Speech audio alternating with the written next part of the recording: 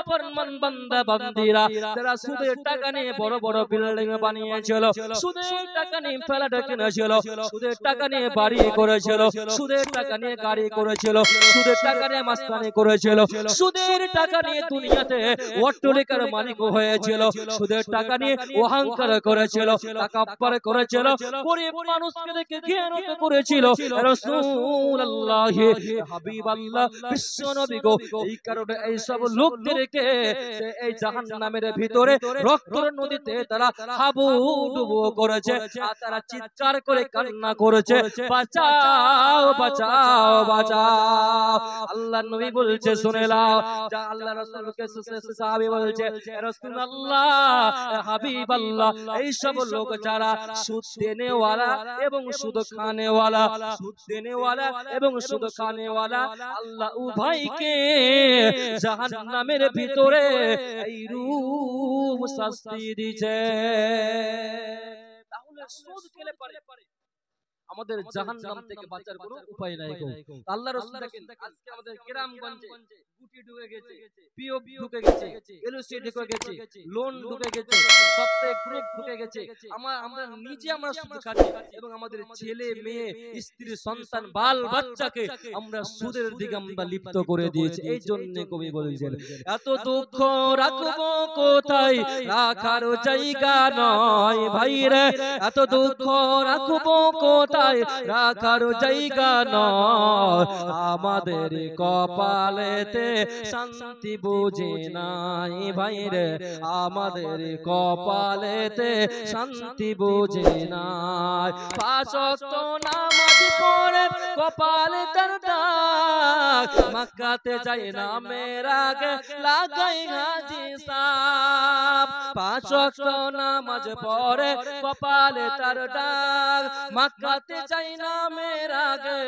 লাগাই হাজি সাহেব। চাই দোকানে বসে গাজি, চাই দোকানে বসে গাজি, টেলিভিশন চায়, হিন্দি গানের তালে তালে পা দুটি নাচাই ভাইরে, হিন্দি গানের তালে তালে পা দুটি নাচায়। এত দুঃখ রাখবো কোথায়, রাখার জায়গা নয় ভাইরে, এত দুঃখ রাখবো কোথায়, রাখার জায়গা নয়, আমাদের কপালেতে শান্তি বুঝি না। সুদে ঘুষে জীবন কাটে করে দুর্নীতি, এমন লোক হয় জ্যোতি মসজিদের সভাপতি। সুদে ঘুষে জীবন কাটে করে দুর্নীতি, এমন লোক হয় জ্যোতি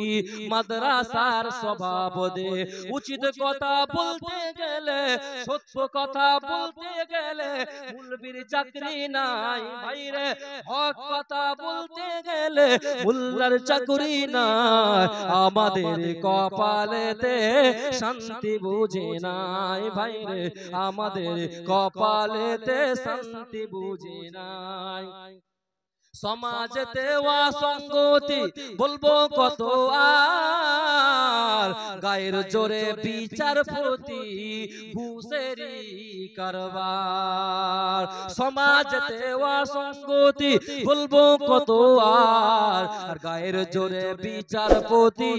ঘুষেরি কারবার। টাকার লাগে গরিব দুঃখী, টাকার লাগে গরিব দুঃখী, বিচার নাহি পাই ভাইরে, টাকার গরিব দুঃখী হক বিচার নাহি পায়, আমাদের কপালেতে শান্তি বুঝি নাই ভাইরে, আমাদের কপালেতে শান্তি বুঝি নাই। বড় ছোট নাই ভেদাভেদ, কোথায় মান সম্মান, বাপের সমান মুরব্বুকে করছে অপমান। বড় ছোট নাই ভেদাভেদ, কোথায় গেল মান সম্মান, বাপের সমান মুরব্বিকে করছে অপমান। 8 বছরের পোলাই জ্যোতি, 7 বছরের বাচ্চা জ্যোতি, সামনে বেরি খাই ভাইরে, 8 বছরের বাচ্চা জ্যোতি, সামনে বিমল খায়, আমাদের কপালেতে শান্তি বুঝি নাই ভাইরে, আমাদের কপালেতে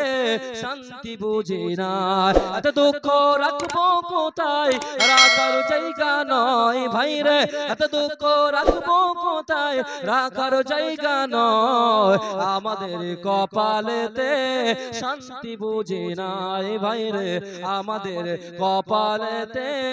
শান্তি বুঝি নাই আজকে আপনি মাদ্রাসা দেখবেন মসজিদে দেখবেন বড় বড় মাদ্রাসা দেখতে পাবেন মাদ্রাসা সভাপতি কে হবে যে সুদখোর